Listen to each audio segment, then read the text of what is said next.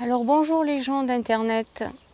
Aujourd'hui nous sommes le 21 juillet, donc c'est presque la fin juillet 2019. Et je vais faire un point donc sur le potager. Pour voir un peu pour moi déjà, pour voir un peu ce qui ne va, ce qui allait, enfin ce qui va, ce qui ne va pas, ce qu'il faudra que je change. Éventuellement l'année prochaine si j'ai toujours ce terrain. Voilà, alors déjà on va visiter la première planche. Alors excusez-moi si le téléphone risque de couper parce qu'avec la chaleur le portable va peut-être pas supporter. Donc ça c'est la première planche. Alors ici c'est vraiment pas une réussite et bon déjà d'une parce que je m'en suis pas tellement occupée. Parce que la terre, donc c'est une terre qui est très, si tu veux, racinaire par le lierre qui part à l'intérieur et qui bouffe tous les minéraux et les vitamines et tout l'enrichissement du sol. C'est une terre, si tu veux, que j'ai un peu retournée, mais qui est pleine de racines, etc. Donc là, j'avais planté les pommes de terre, j'en avais mis beaucoup. Il y en a beaucoup confondues, qu'on séchait. C'est pas une réussite, tu vois, elles sont jaunes. Bon, il y en a quand même des petites, mais bon. Par contre, donc du coup, j'ai mis des choux. Ça, c'est le chou de l'année dernière. C'est plutôt une réussite que j'ai toujours pas récolté. J'ai commencé à mettre quelques choux. Là, c'est les topinambours que j'ai réussi, enfin, qui ont réussi par miracle à être préservés du renard, parce que j'en avais mis tout le long. J'en avais mis tout le long, mais comme c'est assez sucré, quand tu la mets dans la terre, parce qu'elles étaient un petit peu molles, et bien lui il s'en est régalé en fait, si tu veux, c'était comme des gâteaux pour lui. Et celles-là il les a pas trouvées, donc elles ont survécu. Donc j'ai quand même deux topinambours donc, qui vont se ressemer l'année suivante. Donc là je vais restructurer cette planche pour le mois de septembre. Je te montrerai ce que je ferai. Là c'est un maïs, si tu veux, donc que j'ai semé. Et si tu vois la grosseur du maïs, tu t'imagines la pauvreté de la terre, quoi. Et pourtant, je lui ai quand même apporté, je lui ai fait un apport, tu vois, un apport d'engrais biologiques, etc., de lithotam, etc. Mais tu vois bien qu'il ne grandit pas.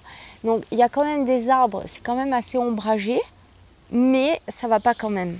Donc à refaire, cette planche, elle est complètement à refaire.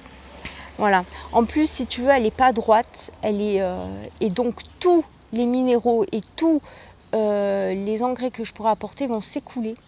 C'est pour ça que j'ai déjà prédisposé une planche ici, parce que je vais refaire mon niveau de terre et je vais faire des petites jardinières. Enfin, tu verras bien comment je vais procéder pour la rentrée. Parce que là, il fait trop chaud. Ici, j'ai planté un figuier. Tout petit, il était. Et là, il prend bien, je suis contente. Là, c'est un artichaut donc, qui donne rien, mais je le laisse par rapport à sa fleur qui attire beaucoup d'insectes pollinisateurs. Donc, c'est super intéressant. Bon, là, j'ai toujours le massif de lierre que j'ai un petit peu coupé. Là, tu entends l'eau qui descend dans les bidons parce qu'il faut les re-remplir.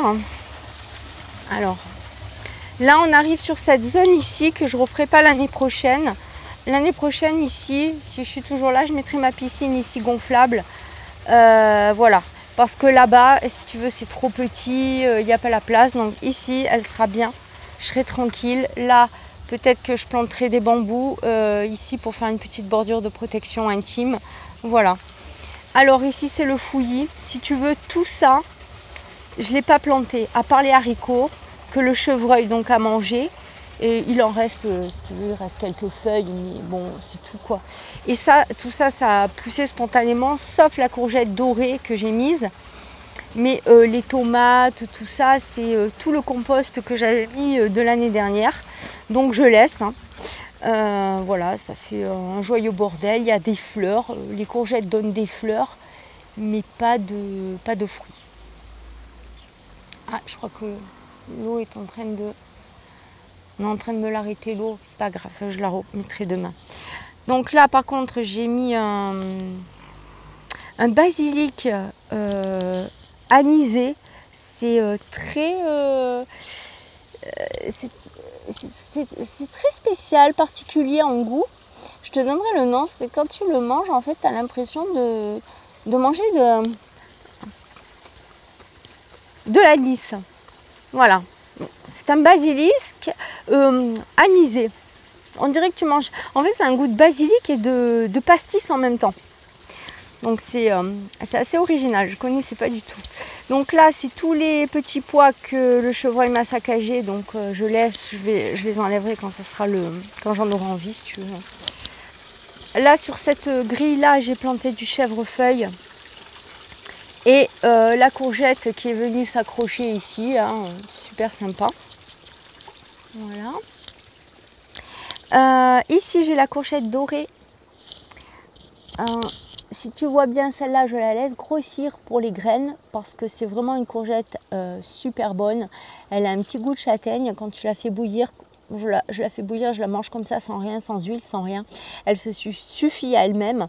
Elle a un goût de châtaigne, un peu noisette. C'est vraiment délicieux, quoi. Et alors, je l'ai mise un peu au bord. Je ne pensais pas qu'elle allait faire un volume énorme pareil. Enfin voilà, donc si tu vois, si je peux te montrer à peu près la grosseur de la courgette par rapport à ma main. Voilà, elle est monstrueuse. Mais j'en profite pour la faire pousser maintenant parce qu'on ne sait jamais. Donc comme ça, j'ai les graines. Là, j'ai mis des maïs avec des haricots vignerons ou vigneronnes là qui poussent et qui s'enroulent autour de mes maïs tranquillement. Voilà.